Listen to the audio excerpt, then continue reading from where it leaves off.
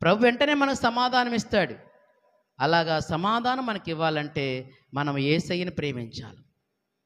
తల్లికైనా తండ్రికన్నా అన్నదమ్ములకైనా అక్క చెల్లెలకన్నా యేసయ్య ప్రేమ ఎంతో మిన్న. ఈ లోకంలో మనుషులు ఎంతో స్వార్థపరులుగా ఉంటారు, కానీ దేవునికి స్వార్థం అన్నదా?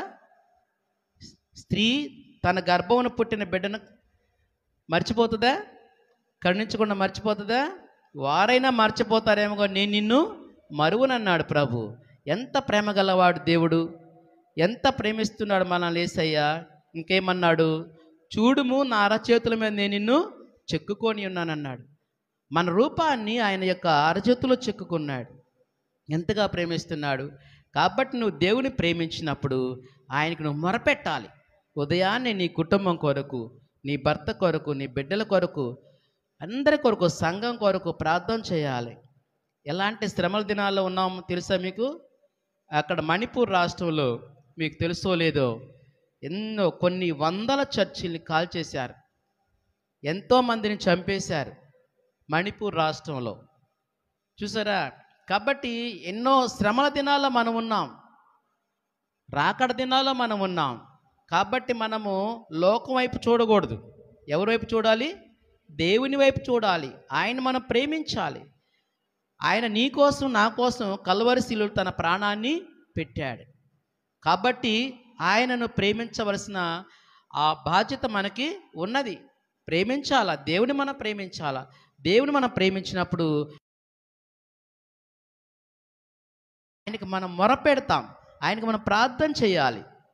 ఇంకా ఎంతోమంది తన సన్నిధికి రావాలని, ఎంతోమంది రక్షించబడాలని గ్రామంలో నీవు ఇతరుల కొరకు కూడా భారంతో ప్రార్థన చేయాలి. ఎవరు చేస్తారు అలాగా? ఆయన ప్రేమించేవాళ్ళు. ఎవరిని? దేవుని ప్రేమించేవాళ్ళు. దేవుని ప్రేమించేవాళ్ళు. దావీదుకి సహాయం చేయలేదా ప్రభు? సహాయం చేశారు. ఆయన ప్రార్థన చేస్తే ఆయన తన శక్తి ఇచ్చాడు, తన బలాన్ని ఇచ్చాడు. మరొక ఆశీర్వాదం మనం చూసినట్లయితే, అతడు నా నామం ఎరిగిన వాడు గనుక నేను అతన్ని ఘనపరచెదను.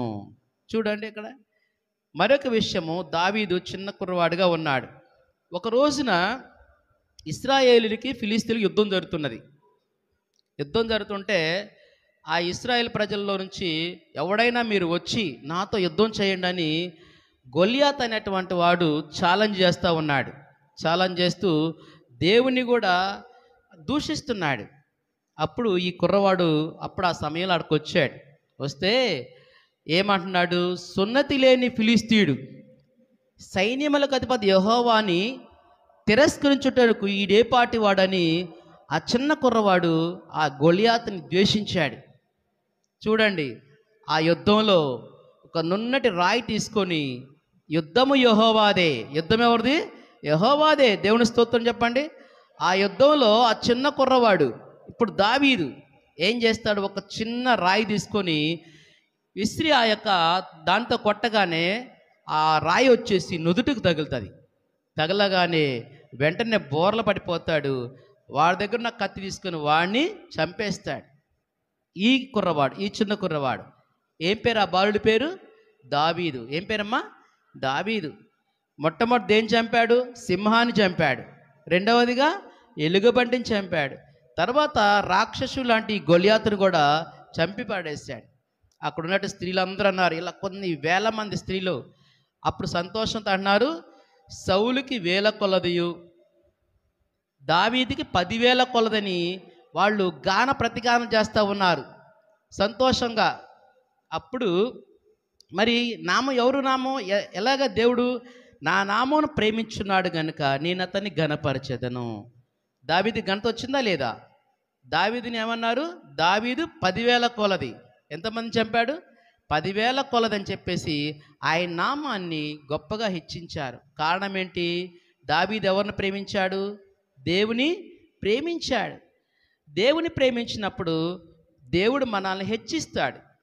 ఓ, ఈమె దేవుని బిడ్డ, ఈ స్త్రీ దేవుని బిడ్డ, ఏం జోలికి వెళ్ళకూడదు అని ఇతరులు కూడా, అన్యులు కూడా భయపడతారు. దేవుని మనం ప్రేమించినప్పుడు ఆయన కాపుదల మనకి చుట్టూరా ఉంటుంది.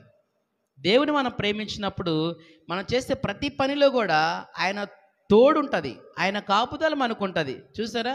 ఎంతగా ఆ యొక్క చిన్న కుర్రవాడిని గురించి అక్కడున్న స్త్రీలందరూ కూడా ఆయన నామాన్ని దావీదు 10,000 కొలది